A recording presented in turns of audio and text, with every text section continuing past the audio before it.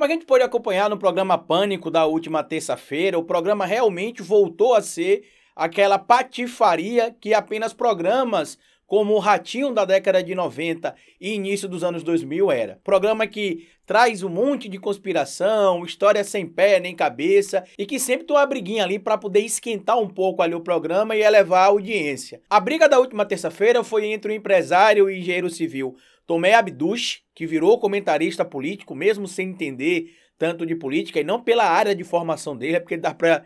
entender, evidentemente, que ele não sabe o que ele está falando sobre política e sobre algumas pautas que ele também tenta falar sem compreensão, e o André Marinho, que hoje é um dos membros da bancada do Pânico e que em 2018 teve a casa do seu pai utilizada como QG para a campanha de Jair Messias Bolsonaro para presidente da República em 2018. Vamos falar um pouco mais sobre isso aqui, porque a discussão entre os dois já era patética, até porque de um lado tem um bolsonarista arrependido e que hoje tenta ir para o lado do MBL, mostrando que não esteja, talvez, tão arrependido assim, e do outro lado, um empresário oportunista que quer tentar fazer dessa onda pró-Bolsonaro, dessa marolinha ainda pró-Bolsonaro, algo para se promover pessoalmente. Bora pro vídeo.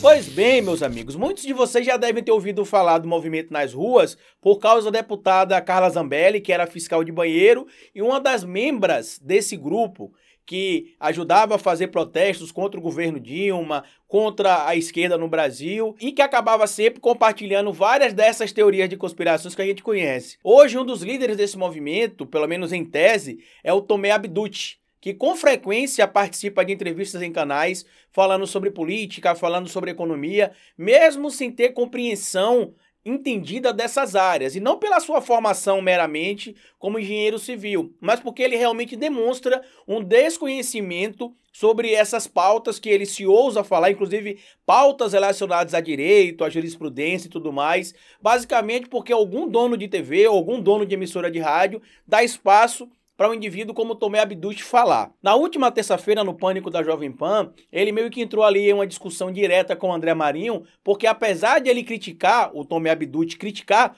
o governador de São Paulo, João Dória, a casa que ele mora pertence a uma das empresas ligadas ao João Dória. E segundo o André Marinho, os locais também onde o João Dória frequenta são os mesmos lugares que o Tomé Abduch frequenta. Em tese aí fazendo uma correlação entre a classe social que o Tomé Abduch critica, mas que ele também faz parte. Tomé não gostou, começou a discutir, um ficou chamando o outro de fraldinha, o outro de fraldão, até que a gente viu o que é que aconteceria no Big Brother se o Fiuk fosse para cima do Arthur, acontecendo quando o Tomé Abduch foi para cima do André Marinho. Apesar de muitas pessoas acharem isso engraçado, muitas pessoas rirem com relação a isso, eu acho patético, porque hoje uma das formas que o governo brasileiro tem de informar suas mentiras, de propagar as fake news, é essa emissora, que com essa briga entre Tomé Abduch e o André Marinho ao vivo, mostra que tipo de patifaria, que tipo de audiência e que tipo de gente essa emissora de TV/rádio hoje leva para os seus programas. O Tomé Abduch, inclusive, que chegou a defender por mais de uma vez nessa entrevista que ele participou no Pânico na última terça-feira, a questão das reformas, que precisamos de reforma para o Brasil crescer assim, para o Brasil crescer assado, para isso, para aquilo. E eu queria lembrar para o senhor Tomé Abduch que desde o golpe contra Dilma Rousseff a gente já passou por algumas reformas. Já passamos pela reforma trabalhista, já temos aí a tal carteira verde e amarela, já passamos pela reforma da Previdência, mas a reforma tributária que onera os mais ricos e não onera os mais pobres, não é discutida. Ele defendeu, inclusive, que o agronegócio brasileiro foi responsável no último ano por levar a economia nas costas. Talvez, se não fosse o agronegócio, o Brasil teria um déficit econômico muito maior e a situação seria complexa e tudo mais, que precisamos defender os agricultores. E quando eles falam agricultores, parece que ele está falando daquele coitadinho que tem ali 2, 3 lotes de terra e que está dando a sua vida ali por exemplo, para poder produzir, para poder plantar, para poder levar a economia do Brasil para cima. Só que não, ele está falando daqueles indivíduos também que derrubam árvores, daqueles indivíduos que fazem grilagem de terra e também estão falando dos ruralistas, que muitos a gente sabe que sim, ajudam a mover a economia do nosso país, mas por conta também de subsídios dados pelos governos desde a época do governo que eles tanto criticam, que é o governo do PT, que fez vários créditos rurais para poder facilitar o acesso do pequeno agricultor e não dos grandes produtores de soja, como ele tentou vender a ideia também. E sobre a questão da balança comercial favorável que ficou para o Brasil no ano passado, segundo ele, por conta do agronegócio, a gente precisa lembrar que ficou favorável por dois motivos. Primeiro, os empreendedores do agronegócio preferiram exportar os produtos produzidos por eles do que deixar no mercado interno por causa da alta cotação do dólar e de outras moedas estrangeiras, já que o real foi uma das moedas mais desvalorizadas de 2020. E segundo, eles preferiram deixar parte da população brasileira com a alimentação em risco para ganhar dinheiro do que realmente pensar no povo brasileiro, como o Tomé Abduch tentou falar. O que eu fico mais triste de tudo isso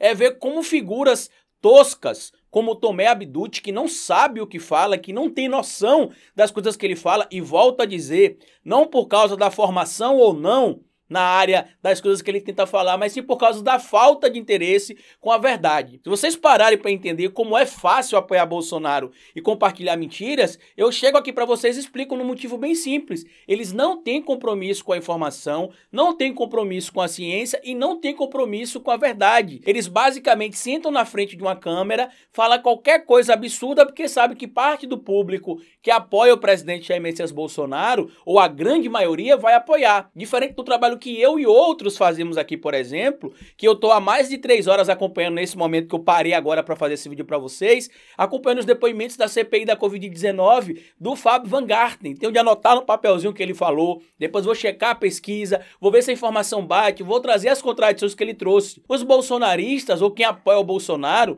não tem esse compromisso. Eles basicamente sentam, falam qualquer coisa, porque sabe que parte do povo que apoia o Bolsonaro, em sua grande maioria, para ser mais honesto, acaba não checando as informações, são papagaios que repetem as informações. Basta ver a entrevista que a gente fez com o Digão, eu e o Guga Noblar recentemente, lá no SBT, o Sem Politiquês Podcast, onde basicamente ele repetiu coisas do WhatsApp. Eu até falei isso pra ele, inclusive, no nosso bate-papo. Então, eles não têm compromisso com checagem de informação, não têm compromisso para poder mostrar que as coisas que eles falam realmente se comprovam na prática, porque se fosse o problema de reforma, a gente já teve a reforma trabalhista, ainda na gestão do Temer, em 2017. Tivemos a reforma da Previdência em 2019, antes da pandemia da Covid-19, inclusive. E cadê a geração de empregos em 2019? Geração de emprego em 2017, 2018, crescimento, o boom do crescimento econômico, cadê? Não aconteceu por um motivo bem simples. Um governo de um país, ele não consegue credibilidade e acordos internacionais fazendo o que o presidente Bolsonaro tem feito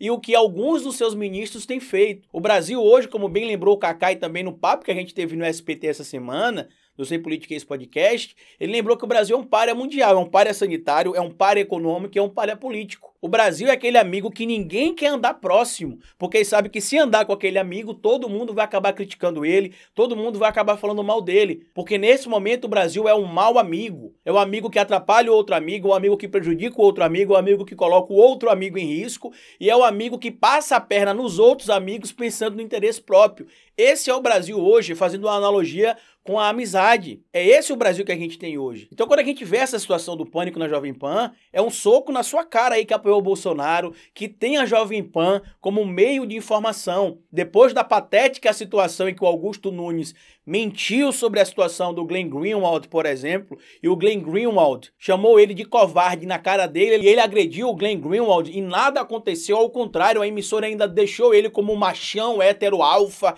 que bateu em outro homem, e é assim que é o mundo selvagem dos homens. Passa nessa imagem que não tem nada a ver, ou seja, o pânico na Jovem Pan, a Jovem Pan virou uma patifaria totalmente. Tanto que a própria emissora está tentando fazer a separação ali do conteúdo de internet para rádio, porque estava toda a programação da rádio também tomada por essas questões de apoio ao presidente Bolsonaro, e aí eles separaram. Se você hoje abre, por exemplo, um programa na Jovem Pan, só tem pessoas que apoiam o presidente Bolsonaro compartilhando teorias de conspirações e passando informação falsa. Eu acho que a troca de tapas ontem, as agressões que aconteceram no Pânico na Jovem Pan, mostra o nível baixo que essa emissora de TV agora na internet passou a ter nos últimos 3, 4 anos em relação à produção de jornalismo. Mas enfim, reflitam sobre isso. Para mim, os dois estão errados, tanto o Tomé Abduch quanto o André Marinho são dois oportunistas, na minha opinião também. Um tenta surfar uma onda, o outro tenta surfar a outra onda. A diferença é que agora o André Marinho decidiu falar tudo aquilo que ele já sabia que acontecia nos bastidores e compartilhava. Enquanto o Tomé Abduch agora basicamente continua defendendo o Bolsonaro por interesses particulares. Mas enfim, comenta o que você acha disso aqui, compartilhe esse vídeo com outras pessoas, se inscreva no canal e, como eu sempre digo aqui no final do vídeo, cabeça vazia e oficina para Bolsonaro.